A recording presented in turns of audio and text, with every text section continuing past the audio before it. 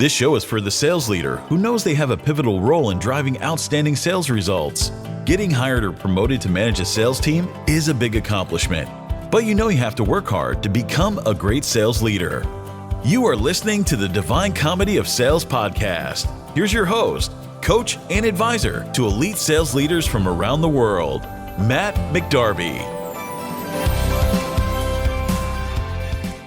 So I'm so pleased to have us joined by Brian Delman. Just a quick background. I'll tell you a little bit about Brian's story and then bring him into the conversation. So Brian, you go way back into his early days. He started out in security system sales, then went into the automotive business where he sold, led, and trained others.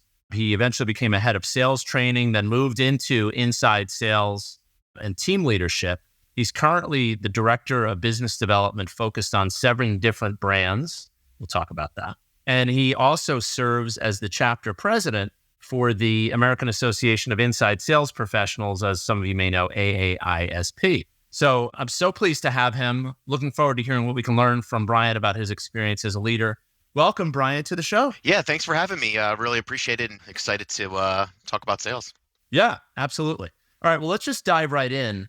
Let me start with a question I tend to ask people who join the show, and it's about leading. What would you say is the most important lesson you've learned so far about leading a team? Wow. I think the most important lesson and one of the hardest lessons to learn is that you have to realize that not everybody is you. You know, when you first get into being a leader, you want to make as many people you as possible because you've seen success. So you try to push that same success on other people. And one thing that I learned at being a trainer is that everybody learns differently. Some people are auditory learners, kinesthetic learners. There's just all different types of the way that people consume information, but not just consume it, but then be able to reuse that information. And it's the same thing when you're leading people. So I learned very early on that it was easier to make people the best of who they are and unlock the strengths and improve the weaknesses on that particular person because every individual is different from the next. Yeah, no, that's a great point. It's funny as you say that. I know for sure, I probably said it almost verbatim. Like your team, they're not you, right? We have to change the frame a bit, right? You have to. But that implies, or what I infer from that is like different, it's not only how they learn, but it's like different motivators, different backgrounds, different experiences. So tell me more about that. Like how knowing that they're not you, right? Which sounds kind of an obvious point, right? So obvious when we say these things back to ourselves.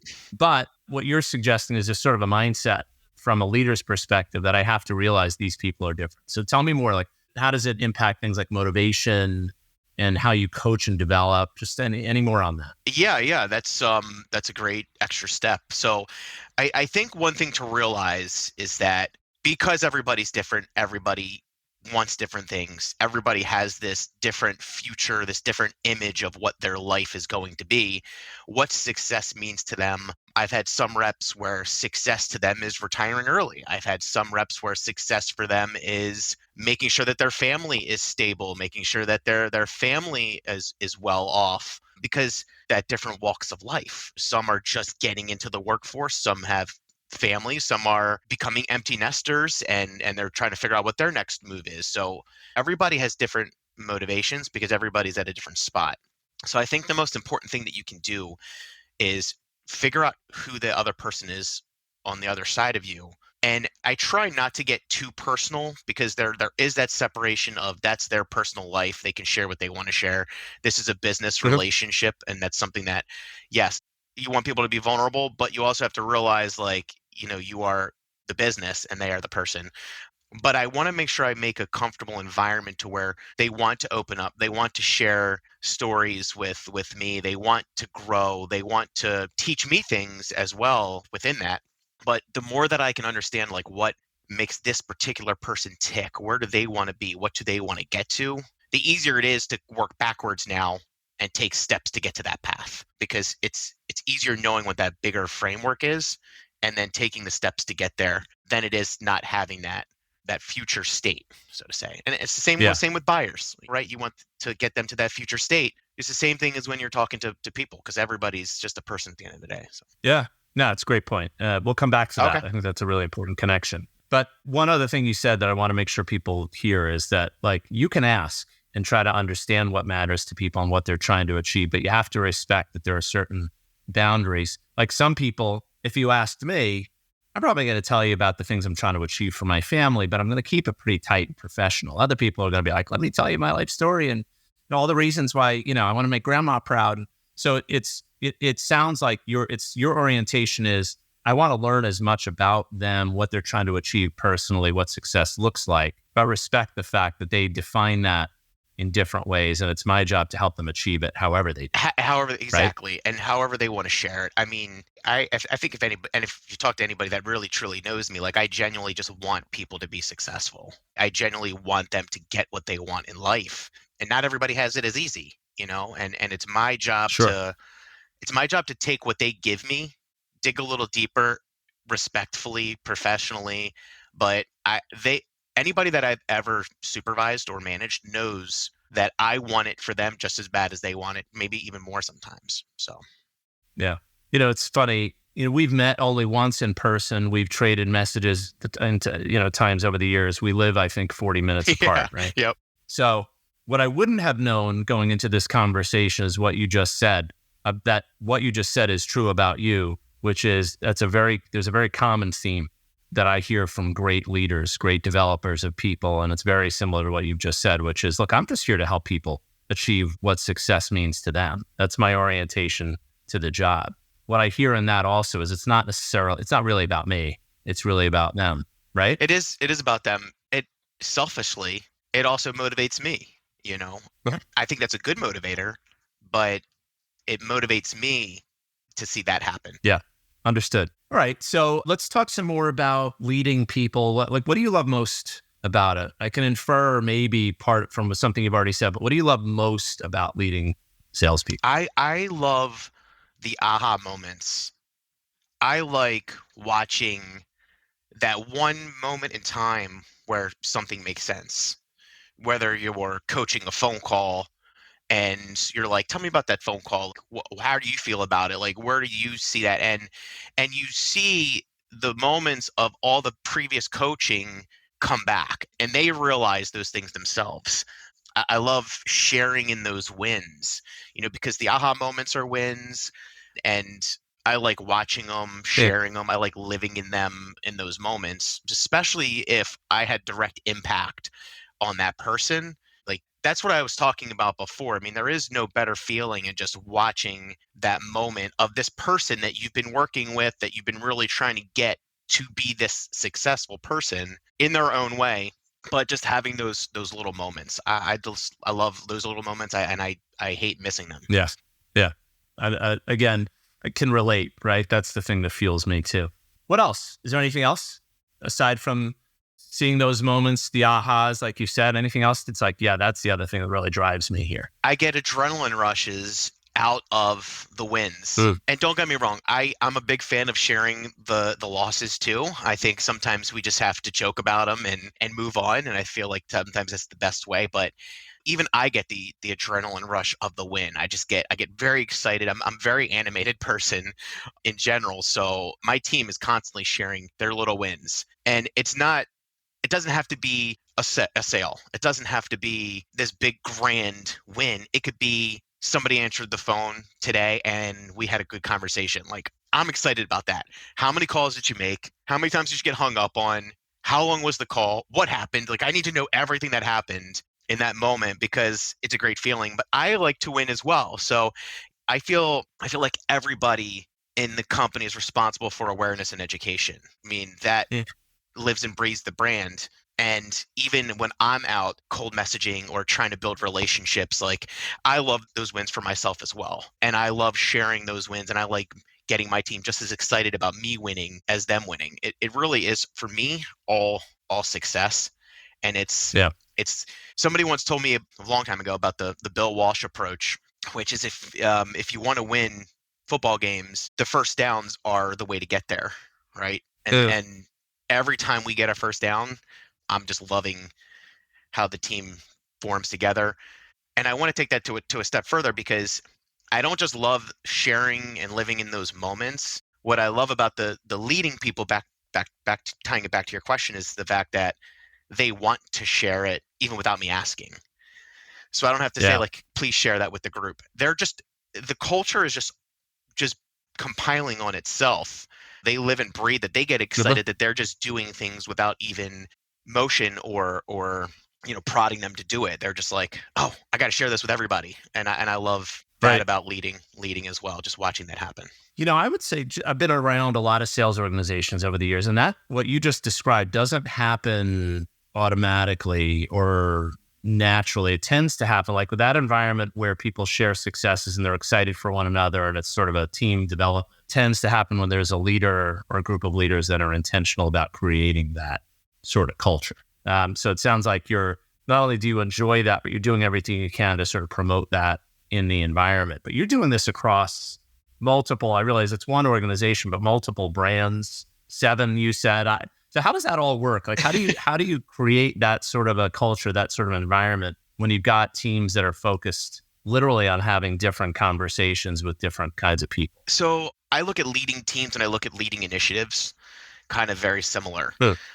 My team is just one centralized team, whereas my company, Stratacash Companies, my CEO has a lot of businesses underneath this umbrella. Not all the teams report to me, just my team really does. So it is a little bit easier for me just that centralized focus, but they do work with the different brands. And that means that they do work with different relationships, different sales reps from each of the brands. But I also work with a lot of the leadership from the different brands. And, I'm very strategically thinking all the time. So I'm just, my brain doesn't really, well, obviously you never want your brain to stop, but That would be bad. Yeah, that would be bad. But my thoughts never stop. I'm working on like 5-6 thoughts at a time constantly, which is a gift and a curse sometimes. But sure. Yeah. I like to motivate the other leaders when I come up with an idea that they haven't thought about before and they run with it. I had one group that was not really big on using LinkedIn, and I was like, it's easy. Here's moments that you can do. Here's conversations that are happening that you're not a part of. And even though they're, executives for that particular brand, it's still like leading that initiative of getting movement and getting them motivated and excited about doing something different and it working and then gaining some momentum. Yeah. So I think it's just about getting people excited about success and things that can happen outside of their normal thoughts. It's just, that goes into even leading my team. How can we think about this differently? How can we move the needle? Et cetera. Yeah. I hope that answers your question. Yeah, I know. No, it does. It does. There's one thing I'll point out here for those listening too, and Brian described his own profiles. Like there's a lot of things going on in the brain all at different times. And many of those thoughts are kind of at a strategic level, sort of macro, looking across, in this case, multiple brands, multiple initiatives. For those listening, if that's you, and many people listening to this show are going to be wired in a kind of a similar way, the recommendation is make sure you have moments to slow it down and think critically, right? To make sense of all of the stuff that's sort of going on in the brain and think critically about what are the things that we need to do to, maybe make a better diagnosis or set a clear expectation for the team or whatever it is. Has that been your experience? You got to slow it down sometimes, right? It really is a challenge for me to slow it down, it's just kind of funny because I read a post from a sales influencer that I admire. And the post was about where do you go come up with your best ideas? And for me, it's like the reverse. Where do I go where I can just try not to think for just a few moments? Yeah. And for me, that's walking my dog or just going for like a drive, or even before when I drop my daughter off at school in the morning, I just go for like a ride. I put music on because for me, music will hit you at any emotion. So I think it's just those moments where I just have to clear kind of my thoughts and slow my pace down a little bit. And you know what? Sometimes that's when a more clear idea comes through. But I think my suggestion for anybody that is very geared like me is you have to find those moments where you don't need to be pressured to think. Put your phone down, turn on music if that calms you, turn on brown noise or white noise or whatever kind of different things you want to listen to, and just use those moments to not think, to try not to do that, because you need that time to yourself. For sure. Driving great sales results is hard. Doing it consistently is even harder. There are so many obstacles that can prevent you from becoming the most effective sales leader you can be. Find practical advice you can apply right away by picking up your copy of Matt's book, The Divine Comedy of Sales, at www.divinecomedyofsales.com. Well, implied in that, so you're a pro, you've been at this a while. So for people that are, well, I think this applies probably universally, but the thing that we can infer from what you just said is you know yourself well enough to know that you need those moments. Like I know something I know about myself in terms of the creative stuff, the content creation, the podcast, the books, the stuff that, the things I'm creating. I can only do that in bursts. For me, it's 90 minutes, 2 hours, and I'm toast. Right? Yeah. Or if I'm on my feet for a whole day, because I kind of lean toward introversion. If I've got to interact with a group of people for an entire day, that night, the next day, I feel like I was shot at and hit. Yeah. So I can't take on really difficult work or new tasks or things like immediately following that because I don't have the energy for it. Yeah. A lot of people are like that. Believe it or not, a lot more people are much more introverted than they think they are. And just like what you said, I've known a lot of great salespeople who you think every salesperson's extroverts. It's wrong. A lot of great salespeople are introverts. They're just great at connecting with people, but that doesn't mean that they're not burning a ton of energy doing it. Yeah. And I know a lot of salespeople that, can go to a party and after maybe an hour, they're just exhausted. You're not going to see them at another party for a while because it just uses so much energy on the things that you're not necessarily as good at. You burn a lot more energy. Right. So, right. Yeah. Yeah. And a good thing to recognize in your people, right? So, and that goes back to the first thing. Not everybody's like you. Right. Everybody's different. Yeah. All right. Well, then we were talking about some of the things that you love about leading salespeople. What have you found? I want to ask you what you hate, but what have you found to be most challenging about leading people, and what have you done about it? So give me, what's something that's been really tough? I've gone through a lot of challenges with leading people because I'm very self-taught. And when I say self-taught, that doesn't mean I haven't learned from people. That doesn't mean I haven't learned from you, and I haven't learned from salespeople that I admire, like Ed Porter. And it's really just when I say I'm very I have to take my own development into my own hands. It's because I've really been watching the do's and don'ts, and that's how I learn. I would say the most challenging thing for me always is how do you get them to want it as much as you want it? You do pull on motivators. But people's motivators are very up and down. People's motivators change. And sometimes people can be motivated, and then sometimes they can be burnt out quickly. The challenging part is really recognizing those ups and downs, because as a leader, it's not just people that you have. You have HR tasks, you have recruiting, you have difficult conversations that you're not prepared for, where you have to address those situations, and you never really got training, and I think that's a big middle management and sometimes upper management issue, is the lack of training that you get when you get promoted. Those tough conversations that you have to have, and you're balancing data, you're balancing executive conversations and forecasting, and you're balancing your team, and you're balancing managers if you have them, and you're just it's a big balancing act. And then you have to take all of these different things that are coming at you, and you still have to motivate your people, and you still have to meet them where they are. Some people might be coming in with a bad day. Yes. They say to separate home and work life. Don't bring your work home with you. That's also very difficult to not bring your home to work with you, and sometimes those are situations. So I think that the challenging part is you don't know it all when you want to. How I work on that is I just take moments at a time. I always understand, and where I failed in the past is not taking people for people. Looking at them as a number, as a metric, you need to get your calls in today, tomorrow. This is what we expect from you, especially when you're leading 80 people, which I've done. It's a lot easier when you're leading a few people, but when you're leading 80 people and everybody's different and everybody's going through different things, and they might have had a horrible weekend or whatever, you just have to really take those moments and just move past them with that particular person, and just understand there's a human factor to it. Don't lose the human factor.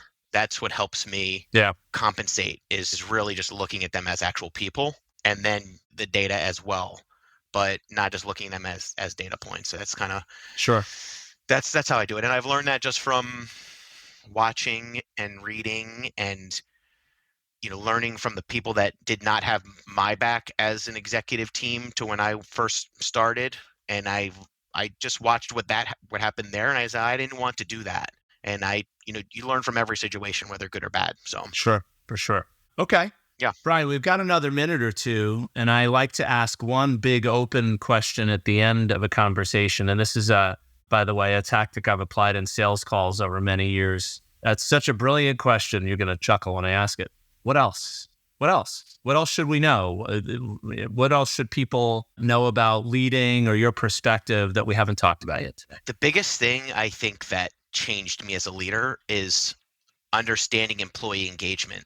I think that doesn't get talked about enough. I don't think a lot of leaders know what it is. I don't think a lot of executive teams know what employee engagement is. It is not employee satisfaction. You can go to work and be happy. That does not mean you're engaged. That does not mean you're going above and beyond your role because you are engaged with that employer, you are engaged with that leader. My recommendation and my advice to any leader listening, study employee engagement, pick up books about it, check out Don Ream, RHEEM, learn about employee engagement, because if you take the wrong path, you're going to turn a completely engaged employee to a disengaged employee, and you lose value. And every person has to bring value to the team. And I think that employee engagement is not talked about enough, and there's big impacts there. How do you measure engagement? Other than looking at a survey response or how do you real world measure engagement? I look for who's taking their role to the next level. I look for reps that are like, I put these 3 emails together without even asking them. Like, I wanted to make a change. I wanted to test something out. Do you mind if I A/B test it? Go for it. Love it. Put it together. Go for it. Hey, I thought of a new campaign, or I thought of a new strategy. I wanted to test it out. Go for it. Hey, I thought of new content. I created this. I thought about posting this on LinkedIn. Go for it. I'm the supporter. A/B test it. Give it a shot. I thought about maybe changing my script. I want to test it out. Go for it. Now, what are you trying to gain out of it? What didn't work? What did work? Sure. What don't you like about the previous one? Where are you falling short, et cetera? I mean, I ask all those great questions, but when they bring new concepts and new ideas, or they create new content, or they create an Excel spreadsheet with equations that we've not had before, and they're excited about it, like, that's employee engagement. Yeah. And follow through is a big part of that too, isn't it? Yeah. It's Absolutely. one thing to have the idea. It's another to actually execute and follow through and come back and be able to report in progress. It goes back to your main point. I like seeing other people successful. So for me, it's so easy to go back and be like, how did it work out? What are you feeling? Yeah. Let's talk about it. Do you want to tweak anything? Don't give up on the idea, because I'm just as excited about it for them as they are for themselves. Yeah, that's great. So Brian, in a moment or two, I'm going to summarize. You've said a bunch of things that I want to play back for the people listening to the show and encourage them to think about, okay, so Brian says, for example, we really have to tune in and understand employee engagement, but we've just gone to kind of another level of detail. What does that mean? What does it sound like? And what's your mindset with regard to your employees, their level of engagement, and how do you encourage it, and how do you kind of reinforce that engagement is important? So that's just one of several gems here I think we're going to pull out of today's conversation. So before I go there, I just want to say thank you. I know you're a busy guy. You've given us 25 minutes or so of wisdom. So thanks so much for joining us. Yeah, it was a pleasure. I really, I love doing these conversations and talking about sales and leadership. So I appreciate you having me. Thanks a lot.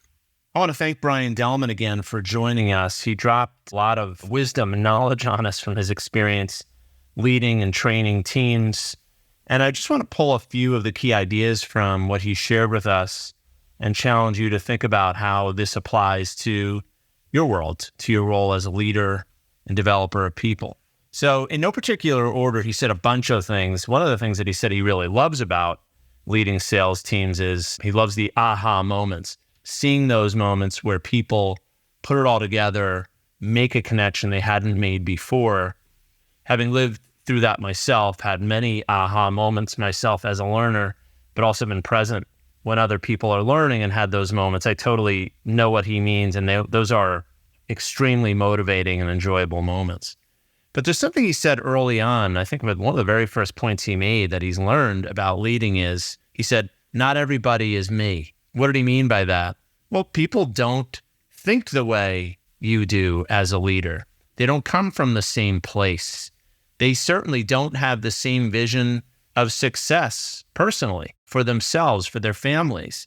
And Brian has learned, don't make assumptions that people are thinking about the work or the value of the work or how the work is to be done. Don't assume they're looking at it through the same lens you are. Not everybody is you. I think that also means you have to remember that the people on your team may not be as motivated as you are to achieve. Does that make them bad people? Does that make them the sort of people that you don't want in your organization? I would suggest no, that wouldn't be fair. Why? They're not you. So one of the lessons I know that I've learned personally is there are so many different types of people who can be effective sellers. And great teams tend to comprise really diverse groups of people who come from different places, think, speak, and act differently. And the more we can embrace the fact that we need people who are different from us to build a successful team, the more likely we are to be successful. So I think that's a great lesson from Brian. Another point that Brian made, and it's still under the sort of umbrella of not everybody is you, he was talking about how people learn. One of the things he said was, look, I'm self-taught. I was motivated to learn, and I'm self-taught. And not everybody is self-taught, or not everyone is as motivated to learn as I was and as I have been over the years. So really understanding how they learn and what types of learning motivate them to continue learning, going deep and really pushing themselves to learn and practice some more is key. Remember, they aren't you. Brian made another really interesting point. I thought he was talking about understanding the motivators and what his people are trying to achieve, but he also kind of connected that or drew a parallel between that and what it's like to talk with customers, talk with buyers. And he said, my job is to take what they give me. He was talking about people on his team. My job is to take what they give me, dig deeper, understand what they want to achieve.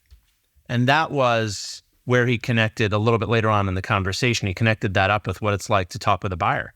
Same thing, same conversation, right? When we're talking with a buyer, we're asking them questions to try to understand their situation. They answer how they're going to answer. We take what they give us, but we have to dig deeper. And so that's a principle that Brian is saying we have to apply to our relationships with the people on our teams. We have to look at them like we look at buyers. We really do have to understand what they're trying to achieve, maybe what's getting in the way, and go with them on that journey of understanding, well, what is it that you need to work on in order to get to that point where you know you've achieved success. So the conversation with Brian, I felt today, was really sort of grounded and practical. He's been doing this a while, right? This is a guy that knows his stuff and knows how to apply his significant energy to the job and does so in a really constructive, positive, and effective way. So the challenge for you is, even if you're not somebody who's quite so energetic and doesn't bring as much enthusiasm to the role, right? Brian sets the bar pretty high in those areas. You can still learn from some of the things he said. The challenge to you is, what is it specifically? Is it realizing that not everybody learns the way you do, that people define success differently, that you really have to go deep and understand how people think, what they're trying to achieve, how they learn, on and on. Those are the takeaways that I would be thinking about. How can I apply some of Brian's ideas tomorrow? So while you're thinking about that, I will be preparing another great episode. Coming next week, we'll have another interview. I'm excited about our next guest, and I want to invite you to join us for the next episode. Until then, this is Matt McDarby, author and host of The Divine Comedy of Sales. Thank you so much for joining. We'll see you soon.